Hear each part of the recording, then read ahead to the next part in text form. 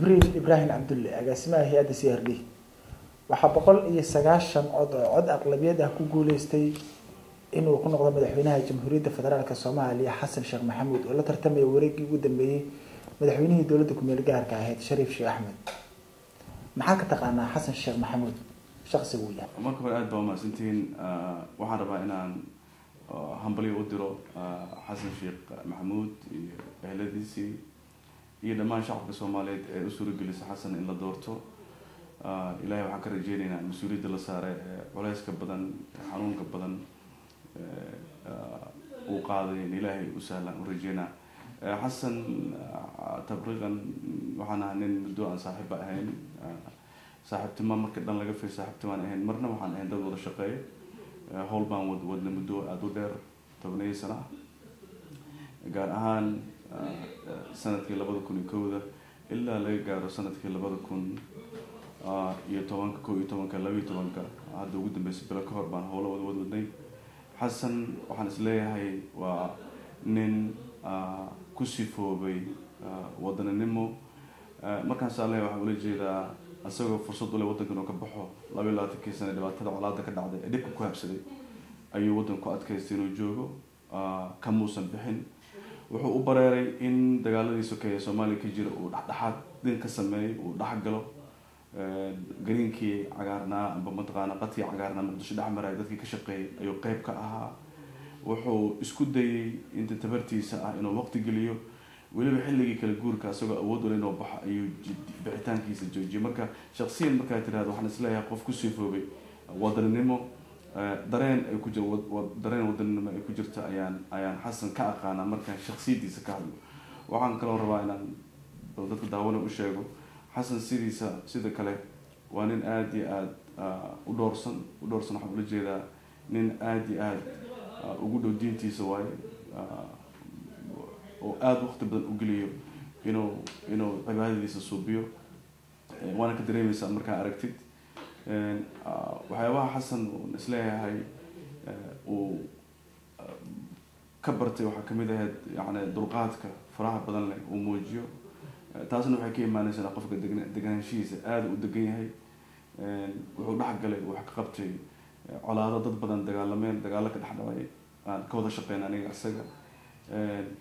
oo markii baashu amba dhibku meel sare gaaro qofkan u yeerna ayuu ahaa inuu dejiyo xaaladda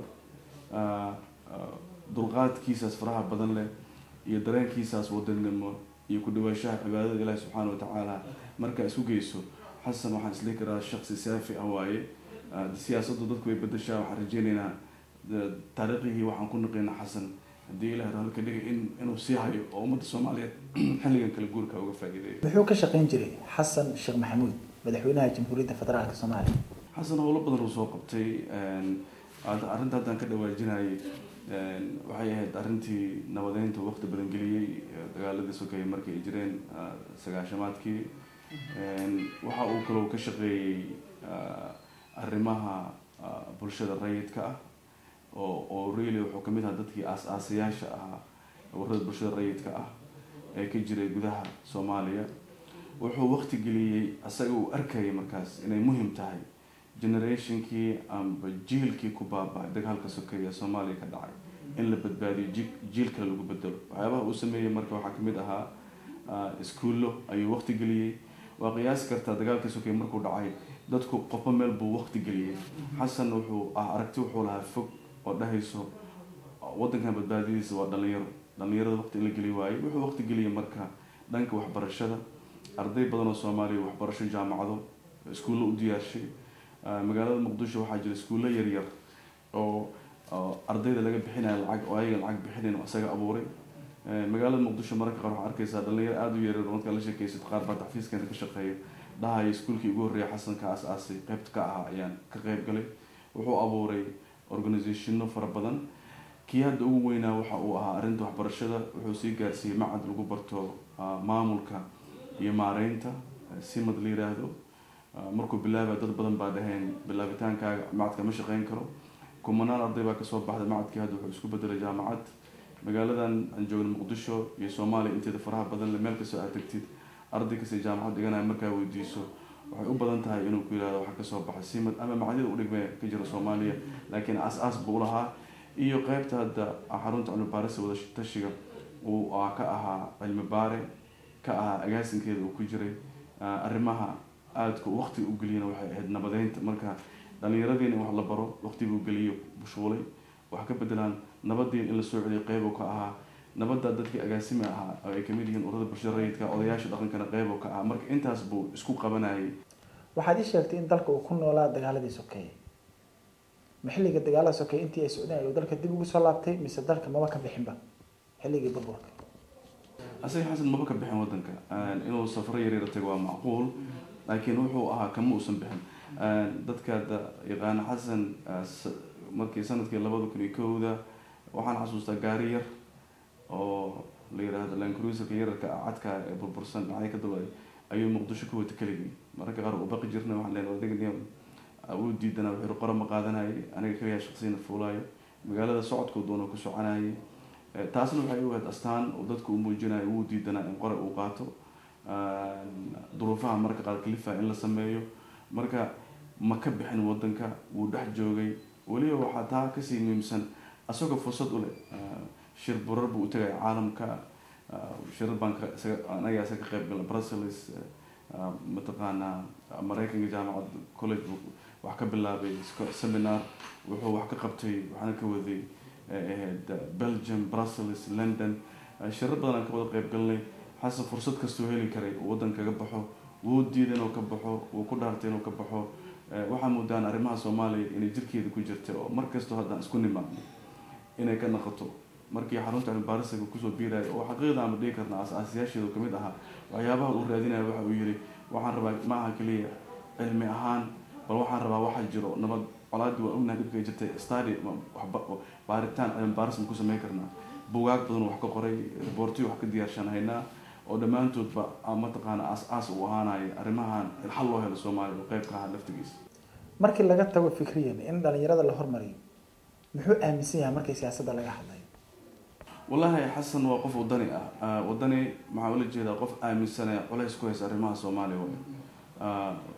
يعني ما أهين أرمها سياسة يا أرمها أو كل حاجة جريمة إسكا متقانا شقو با وحكيل ما أهين نبض كشقين تسيد ده بالعقل جماهه له ودتك سوق شقي دتك هذا كل حاجة كشقي مركب في رسيدت noloshoodu waa nolol iska caadi ah oo nolol weyn ay ka hayaan malaha biilka caruurta day bixiyaan bay nasiib leeyihiin sababta ugu weyn wax kale ma aha waxay dareemayaan nabadda muhiimad qaas dalkeena u leedahay xasan sidaas buu ahaa welina aan rajeynaa inuu sii wadi doono arrinta hadda ka dhawaajisay su-aasha hoosteeda ka baxdan ay baxsan yani waxa uu aaminsan yahay marka siyaasada wuxuu aaminsan marka arrintan aaminaad hadda ka dhawaajisay wuxuu aaminsan yahay in wadanka Soomaaliya culays badan ku dhacay culayskiisana waxa ugu weyn hoggaan xumo ayuu aad uga celin jiray waxa uu lahaa hadii hoggaan aan sameeyno isbedel wadanka ka dhici karo xafiiska aad joogto ayaan saacado ku doodi jirnaa habeenkii waqti ku gaari jirnay waxyaabaha laga hadli jirnaa waxay tahay xaaladdan sida loo gudbaa sida loo badbaadiyaa oo muusan arkayn xaaladda jirta inay tahay xaalad yar iska kooban waxyaabaha marka aan sii raacinay tahay waxa ay tahay wuxuu kaloo aad u aaminsanaa arrimaha Soomaaliya inay Soomaaliya kaliya ahayn oo ay tahay dad badan oo wadamo badan oo arrimaha Soomaaliya dan kale amba ha noqoto dan qaas ah oo ay kaliin amba ha noqoto security-gooda ama nabadooda ha noqotee ayaga laftigooda sidii loola xaajo lahaa wuxuu ka qayb galay shirar aad u fara badan oo dibadda gudaha lagu qabtay wuxuu diyaariyay reportiyo ka hadlaya wadamadaas dariska nala ah iyo Soomaaliya sidii la isugu soo dhaweyn lahaa markuu qofka shakhsi yahay waa shakhsi dareen shakhsiga ku jiro dareen wadaniga ku jiro laakiin hadda baan waxaan ogaan karnaa xasan xaalad kale uu galay madaxweynaha wadanka uu noqday xaalad kale guur ah oo uu dhex galay markaan bay u baahan tahay wixii mataqaana way aragnimo ah oo ka dhaxlay howlihii uu soo qabtay inuu ka faa'iideysto 42 sano kadib doorasho xalaal ah ayaa ka dhacday dalkeena madaxweynihii laga guuleystana isla daqiiqadii markii natiijada lagu dhawaaqay ayuu khudbad saraxad leh ku sheegay in laga guuleystay isla markaana uu la shaqeynay madaxweynaha ka guuleystay maxay fariinaha way muujinaysay wixii ka dhacay school police waxay fariin wadataa dhowr arrin baan isleeyahay meeshaas in farta lagu iftiimiyo. mid waxa aan leeyahay shacabka Soomaaliyeed dad xun ma aha. waxa la yiraahdaa Soomaaliya waa fail state amba wadan isgabay oo waxba ahayn. shantii sano ugu dambeysay listiga aniga ugu horeeyay wadamada adduunka isgabay waxba ka jirin. weligay Allah waxa doodeeda ahaan jirtay waxa isgabay waa institution dawliga amba kaabayaasha dawliga amba macadiyada dawliga ah ayaa burburay, laakiin qofka Soomaaliga qalbigiisa ma burburin. xalayto iyo habeen hore magaaladan iyo bilihii la soo dhaafay waxa ka socday election. sanad ka hor magaalada Muqdisho nus ka mid ah dagaal ka socday, dad baa la dilay, xerooyin qaxooti ah baa dad gaajo u dhimanayay magaalada Muqdisho qaybo ka mid ah. 12 bilood ku dhaxdeed in la doorasho la sameeyo horta waxay ku muujinaysaa shacabka Soomaaliyeed dareenkooda inuu jiro, dad jiriyiin wadankooda jecel yihiin. culays baa ku dhacay, dhibaato ku dhacday. xalay marka arrinta ka dhacday election-ka ah iyo doorashada si u dhacday ee ka qaybgalkeeda waxay daluul tusinaysaa dadka Soomaaliyeed meel kasta ay joogaan inay damaq leeyihiin, dareen leeyihiin, ay dhibkooda xallisan karaan haddii fursad loo siiyo xal. waa mid ah. qodobka labaad waxaan is leeyahay waxay baraysaa dowladnimada inkasta muddo naga maqneed wali waa u jajabanahay, wali waan rabnaa oo in madaxweynihii iyo prime ministerkii iyo dawladdii iyo xildhibaanadii inta qol isku soo xiraan ayadoo la sameeyaa kuraas la fadhiyo, saacado la dul taagan yahay, caalamka laga daawanayo,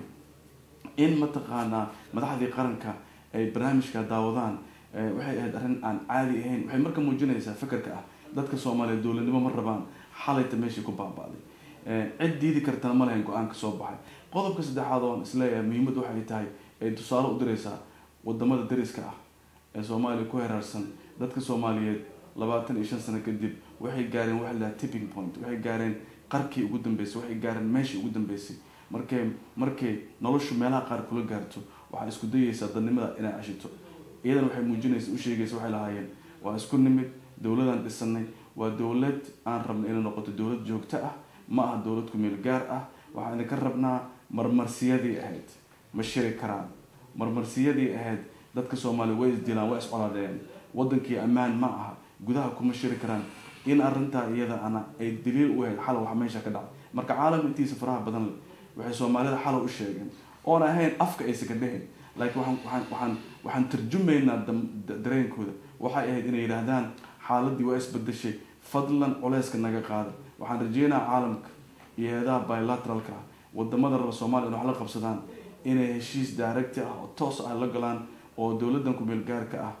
dawladdan hadda dhalatay ka baxda ku meel gaarka inay astaan u noqoto calankii Soomaaliya soo noqday. shacabka Soomaaliyeed ayagoon madaxweynaha hadda Xasan Sheekh aqoonin ayaa dadku ay ooynayeen. waxay u ooynayeen waxay ahayd waan daalnay, dawladnimo rabnaa. Xasan madaxweynihii waddanka noqday waa astaantii qaranka, waa astaantii ummadda Soomaaliyeed. mas-uuliyad aan caadi ahayn caawa culays kasta intuu la eegaya waa qiyaasi karaynaa kulligeen. laakiin wuxuu ku soo aaday maskaxda shacabka bislaatay, dareenka shacabka bislaaday. waa mas-uuliyad dadku rajada ka qabaana waxay tahay inuu horseed u noqdo arrinta hadda socoto. xasan sheekh maxamuud madaxweynaha jamhuuriyadda federaalka Soomaaliya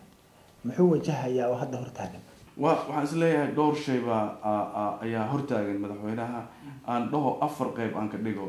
qaybi waxaan leenahay waxa la yiraahdo waa transitionka arrinta xilka lagu kala wareegay. madaxweynuhu xil buu la wareegayaa. xil la wareegitaankeeda mas-uuliyad culus waaye. waxay u baahan tahay dad guddi ah oo Soomaali ah oo Soomaali kasta ka kooban in uu madaxweynuhu sameeyo oo lagu xisaabtamo hantida qaranka u taala halkay taala, yaa haysto, darajooyinka jira maxay yihiin. dhibku wuxuu ka imaanaa markii dawlad kala guur la jiro, xaalad kala guur ay dhacayso, wax badanna aysan jirin. waxaa laga yaabaa dad badan mas-uuliyada oo mas-uuliyad loo dhiibay mas-uuliyadda inay dayacaan. taa waxaan ula jeedaa waxaa jiri jirtoon xasuustaa dawladaha qaarkood aan kasoo gudubnay in qof ahaan jiray wasiir markii la xilka wareeji warqad keenay hal feel baan ayaa uu leeyahay wasiir waa dhib waayo, waa culays. marka qofkii kale imaanaya wuxuu fahmi kara malaha maxaa dhacay. lacago badan baa wadanka meelo badan ka kala taalo. waxaa jira heshiisyo caalami oo la siixay oo la sameeyay. marka baarlamaankii cusub,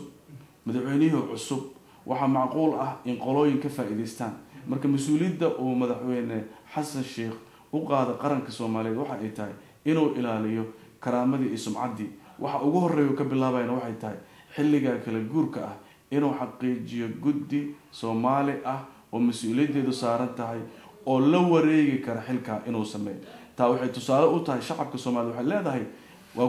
waxay tusaynaysaa iftiin bay tusaysaa oo marqaati bay ka noqonaysaa Xasan waxa uu damacsan yahay iyo meesha uu socdo taa waxaa la socda transitionka ah dadka xafiiskiisa ka shaqeynaya xaaladda horraanta ah madaxweynuhu waxaa laga rabaa xaqiiqda muhiimad ay tahay in xafiiskiisa uu noqdo xafiis Soomaali ah oo shacabka Soomaaliyeed iska dhex arki karaan shacabka Soomaaliyeed rajo geli karo iyada diila geli karo Xasan dadku wuxuu kaga duwan yahay madaxweynayaashii hore noo soo maray wuxuu yahay nin cilmi baaris sameeyay nin fahamsan study ku sameeyay qoraal ka diyaarshay diyaarna u ah inuu dareemi karo culays ka jiro waxa laga rajeynayaa marka hadda wixii ka dambeeyay madaxweynuhu ma dhihi doono waqti ma haysan way iga kala daadsaneed rajo badan ay jirto dadku aad bay u fiirinayaan meeshu wax la aado tusaale waxay ka tahay transitionkaas dadka guddiga u magacaabi doono iyo responsibility guddigaas inuu qabto waa hal qodobka labaad oo muhiim ay tahay waxa uu yahay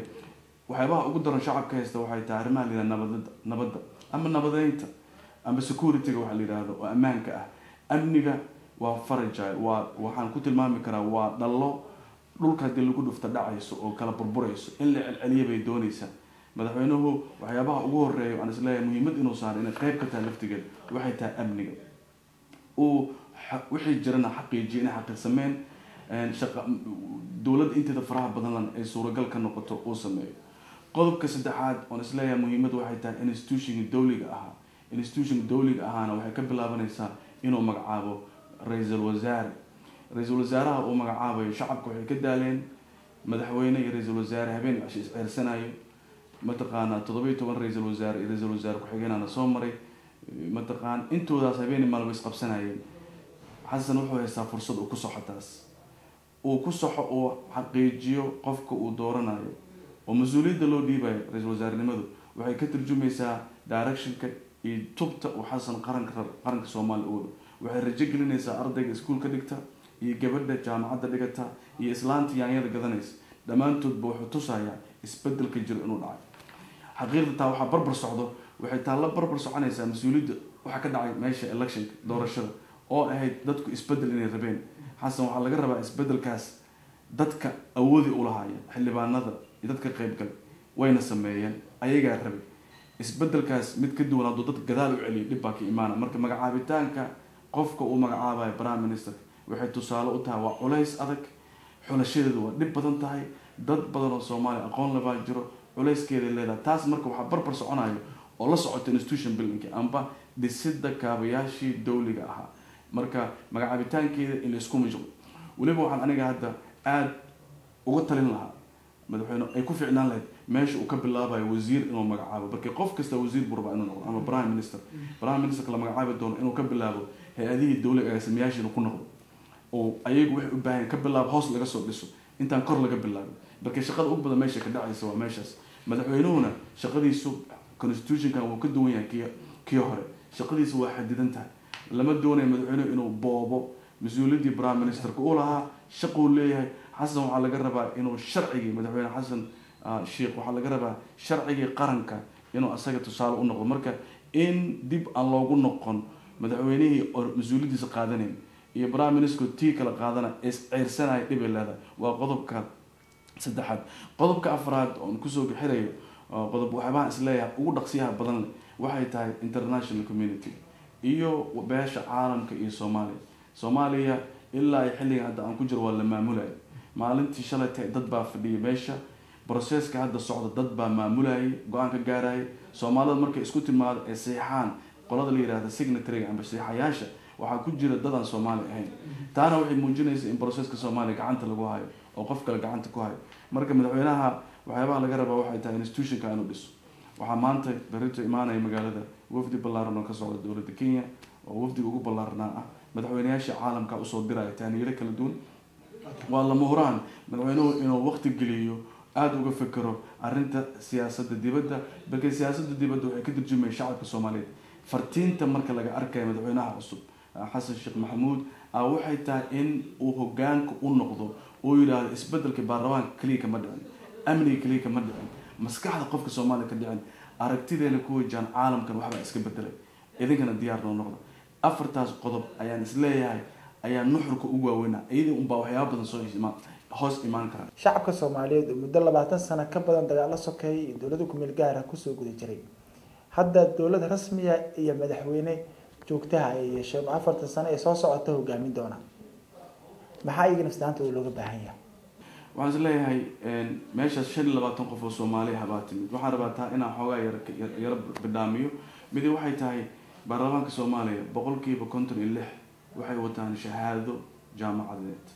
ama wax u qalmo weligeed hor uma dhicin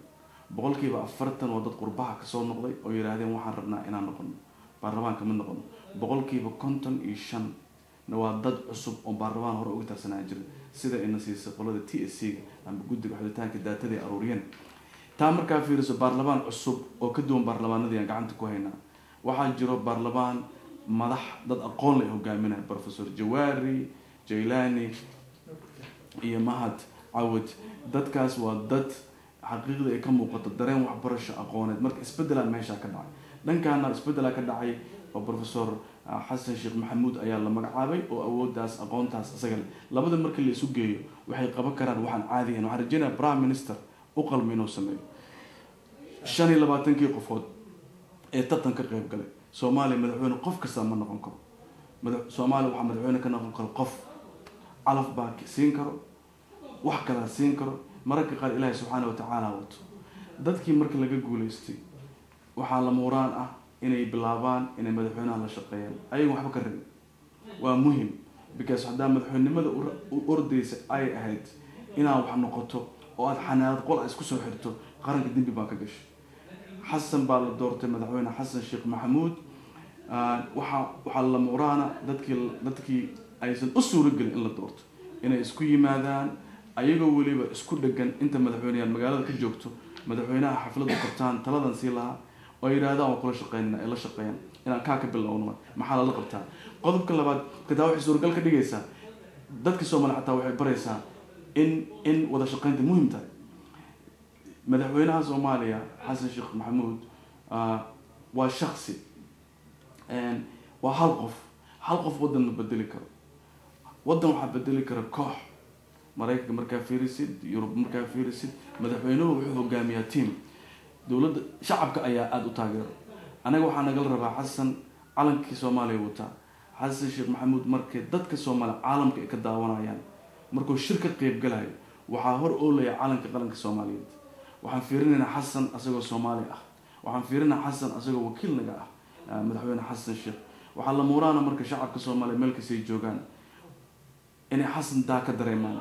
madaxweyne Xasan Sheekh Maxamuud ayagana waxa laga doonaa madaxweynaha waxa laga doonaa inuu shacabka tuso xafiiskiisa iyo jiritaankiisa inay yihiin wax shacabka u fariyin shacabka Soomaaliyeed marka dhankiisa waxa la gudboon inay taageero muujiyaan waxa la gudboon meel lagu kala harmin joogno waxa mareynaa waxa laga yaabaa qof aad taageersaneed inuusan madaxweyne noqon waxa laga yaabaa qof aadan adigu rabtay inuusan waxa laga yaabaa Xasan laftigiisa in aadan la rabin inuu madaxweyne noqdo hadda wuu noqday waxa la rabaa marka inaan kulligeen intaan ka daba istaagno na hogaamiyo 25 sano ee 30 sano soo dhaafnay waxyaabaha na burburinaya waxay ahayd qof kasta Soomaali wuxuu rabaa inuu madaxweyne noqdo qofka Soomaali wuxuu rabaa wasiir uu noqdo qof kasta inuu hogaamiyo cid la hogaaminaya waa cid xogaa inaan isku tanaasulno aan ogolaano qofka inuu hogaaminayo madaxweynaha cusub Xasan Sheekh Maxamuud oo dawladda Soomaaliya ka bixin doono xilliga kala guurka ah dawlad rasmi ah sameeynayo mas'uuliyadda saaran xataa waxa wanaag ah Soomaaliya qurbaha joogto inay lacag aruuriyaan wadamo qaar ah bixiyo lagu taageero dawladda hanti ma laha nin baa la yiri madaxweynaha tahay barrito qof baa soo istaagay wuxuu leeyahay shaqada u qaban waay muxuu saa u yeeli waay wad qof aan hanti lahayn oo lacag bangaan ugu jirin dawladdiis qarash aan haysan canshuur aan la qaadin shaqo aan la qabanin hadda waxa doonaysaa bari subax inuu adduunka wax ka bedelo suuragal ma ah laakiin waxa la muuraana Soomaalida qurbaha joogto inay account furaan lacag aruuriyaan oo ay ku taageeraan dawladda ku meel gaarka madaxweynaha waxa laga rabaa inuu kalsoonida shacabka uu helo waxa u wooday oo electionka meesha ka wooday 274 qofood sida la ii sheegay 274 qofood waxa jiro 10 milyan oo Soomaali ah oo caalamka joogto waxa laga rabaa kalsoonida inuu soo cesho waxa laga rabaa inuu u muujiyo madaxweyne inuu yahay waxa laga rabaa inuu hoggaan u yahay inuu ka muujiyo waxaa laga rabaa markay arkaan inay u ooyaan ay dhahaan madaxweyneheen ayaan rabnaa annagiina qarannimo saasaan ku heli karnaa qaranka Soomaaliya saas kusoo noqon karaa. Shariif Sheekh Axmed madaxweynihii dowladda ku meel gaarka ah ee Soomaaliya oo xilka wareejiyay maxaa lagu xasuusanayaa? madaxweyne Sheekh Shariif waxyaabaha ugu xasuusta badan aan isleeyahay taariikhdiisa buug baa laga qori karaa. xaaladda wuxuu soo galay magaalada Muqdisho bishii February 2009 qiyaasta ku wadaa inta ka horreysay uu imaanay uu noqonay markii Djibouti lagu soo dhisay magaalada markuu imaanay taangi baa lagu soo qaaday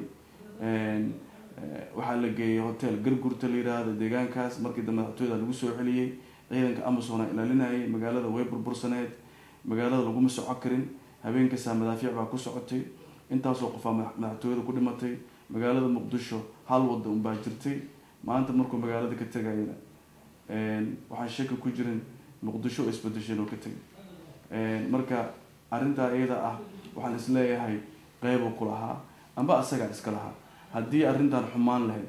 oo arintan si burbur lahayd oo meel xangaar lahayd oo magaaladan balaayada si socon lahayd eed asaga lahaan lahaa asaa mas'uul ka ahaa barnaamijyadeedii iyo ra'iisul wasaarayaashii la magacaabay Sheekh Shariif Sheekh Axmed aan magacaabay guusha ay keeneen asaga iska lahaanay ayaga shaqada qabtay laakiin qayb uu ku leeyahay waxaan isleeyahay taa waa lagu xasuusan karaa waxa lagu xasuusan karaa isleeyahay muhiim ah in madaxweynaha shalay khudbadu ka akhriyay wax aan la ilaawi karin bay ahayd inuu yiraahdo waa laga guuleystay ummadda codkeeda maqlay raalli baan ka ahay waan baxaya madaxweynaha inuu yiraahdo waxaan isleeyahay wax lagu xasuusan karaa waxaan kaloo isleeyahay waa lagu xasuusan karaa yacni transition ka dhacay oo ahaa dowladda ku meel gaarka ahayd in madaxweynaha soo wadanka ah wax la yiraahdo process transition ah oo yimaado waxaan ula jeedaa in la yiraahdo wax la dhahaa road map ama tubta nabadda asaga oo qayb ka ahaa qayb ka seexay qayb ka ogolaaday dhahayna raaliyan ku ahay inaan ku baxo yacni oo ay keentay inuu asaga laga guuleysto processkaas inuu qayb ka ahaa of course dad badan baa dhahaya mataqaanaa dhib badan baa ka yimid madaxweynuhu dhib uu keenay intuu ka baxay shaki ma laha mas-uuliyad marka qaado eedeeday leedahay taariikhda xusi doonto dhibka iyo waxyaabihii ku dhacay laakiin waxaan xaqiiqda qofna ka tafiri karin Sheekh Shariif Sheekh Axmed magaalada Muqdisho amba ha noqoto nasiibkiisa amba ha noqoto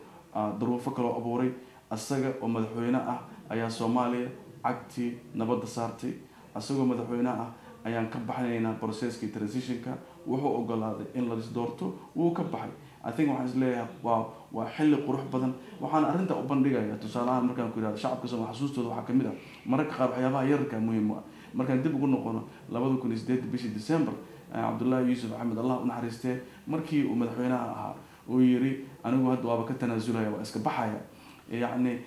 iyadoo dad badan dareen ka qabaan markuu dhahay shacabka Soomaaliyeed dareenka ay ka qabeen 99% saa isku rig 380 degree buu isrogay sababta isku rigana waxay maahayd wuxuu u muujiyay shacabka Soomaaliyeed culays ma ku darayay hadiiba aniga ay suurgaltan fududeenka uu fududay maalintii la aasay oo la aasay magaalada Muqdisho islaan iyo caruur ku harta ma jirin way barordiiqayeen way u ooynayeen waxayna taa ku muujinaysaa wanaaga yarka ah ee la qabto ummadda dhibtootay ee dhibaatada gaartay wax weyn bay u tahay waxaan isleeyahay madaxweyne Sheekh Shariif inuu istaaga meesha uu yiraahdo